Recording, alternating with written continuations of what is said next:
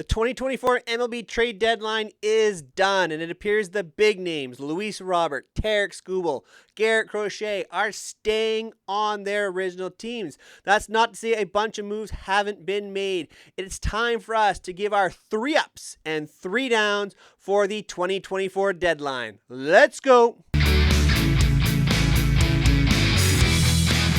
Our first up for the deadline is going to be the Kansas City Royals. Now, this is a team that was shopping in the lower level because they don't have the financial resources or the prospect depth to make a big splash. But I think the Royals have added a ton of depth in a huge area of need, and that's the bullpen. They got it going by acquiring Hunter Harvey just before the MLB draft. Hunter Harvey is a great add for them. He's going to add a strikeout thrower to the back end of that bullpen. And then moving forward, they continue to add depth. Paul DeJong is maybe not a starter anymore, but he's got 18 home runs this year, an OPS over 700 with the White Sox to come over for the Royals. He can add depth at third base, at second base. Maikel Garcia looks like he needs a little bit of a blow right now. Bobby Witt Jr. continue to lead the way at shortstop, so no reason to have DeJong playing there, but it gives you a little bit of added depth. As well, the Royals also added more to that bullpen. Lucas Erceg coming over from the Athletics is a very important add in my mind. 3.68 ERA for the Athletics this year, a K per inning. Erceg is a very accomplished reliever, continues to add to that weakness of the Royals bullpen, and they continue to add by adding starter, swingman, whatever you want to look him as. Michael Lorenzen is a very nice depth add for the Royals as well. So they have added a bunch of arms for some depth. They've added a little bit of up the middle defense with Paul DeJong and a little bit of depth there. I think the Royals did very well with what they were working with, so they get an up for their 2024 deadline. Our first down is going to be the Houston Astros. Now, the Astros have climbed back into this race. They're currently leading the AL West by percentage points over the Mariners, but it's the deal for Toronto Blue Jays starter Yusei Kikuchi that just doesn't make much sense for me. The Astros sent back 3 prospects that I think is a huge overpay when you look at the numbers. Kikuchi has not been good since the All-Star game. He's got a 4.75 ERA on the season. Yes, I know he's a big-time strikeout guy from the left side, a huge velocity, but I'm not sure that Kikuchi would even start a playoff game in a 7-game series for the Astros. So for me, this is going to be a massive overpay. Going back, I think the Toronto Blue Jays did very well. Don't tell ownership that Ross Atkins may have done something good in this trade. Bringing back starting pitcher Jake Bloss, who's very well on the cusp of being at the major league level. He projects as maybe a 3 or 4 starter. That's what Kikuchi was already, so no loss there. Joey Loperfido is an excellent opportunity to build a player for the outfield for the Blue Jays. I'm not quite sure if he's there right now for Major League ready, but he's very much on the cusp. And throw-in prospect Will Wagner. The Blue Jays made out very, very well in this trade. I don't think they did well in other trades, but I think they did very well on this one. And I really don't understand the overpay by the Houston Astros, especially when you look at another trade, and that was James Paxton going from the Dodgers to the Red Sox. Paxton has better numbers this year than Kikuchi does outside of the strikeouts, and Paxton came over to the Red Sox for basically an A-ball level player that's a long ways away from the major leagues. So I think the Astros really botched this one and gave up too much for a starter that I don't think starts a playoff game. They get it down. Our second up is going to be the San Diego Padres and their acquisitions of bullpen pieces. They swung big, getting Tanner Scott and Brian Hoeing from the Marlins. Yes, they have paid a lot in terms of prospect capital, but this is all about winning now. They also swung big with Jason Adam coming over from the Rays. So what the Padres have really built here is an incredible bullpen. You throw Scott, Adam, and Hoeing combined with Robert Suarez, Yuki Matsuya, and Adrian Morejon.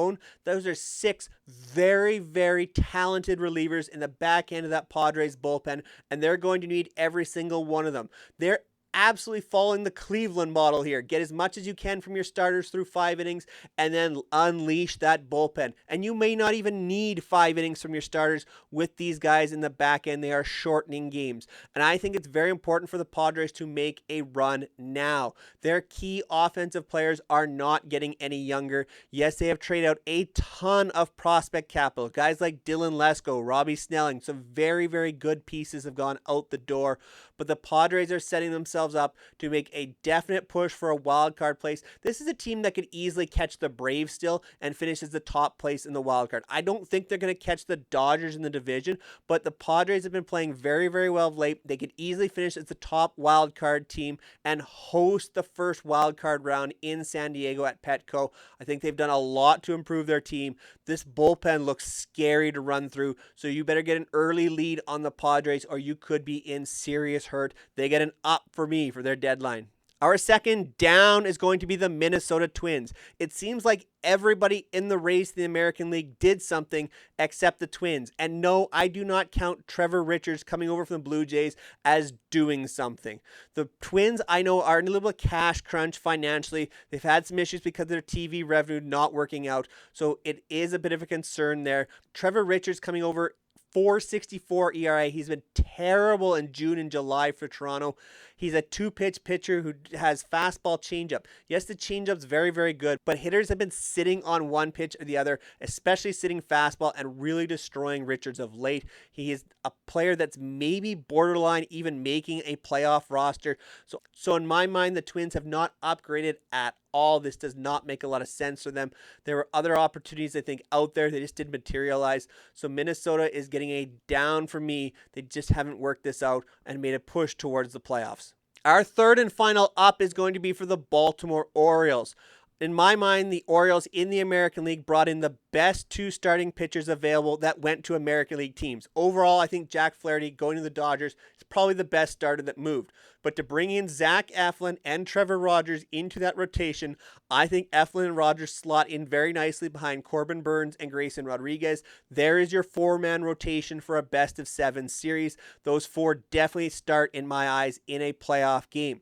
So the Orioles have done a lot in terms of the rotation. The Seranthony Dominguez trade, bringing in a reliever, was a very nice move. I still think they might be a little short in the bullpen. We'll see how that works out for them.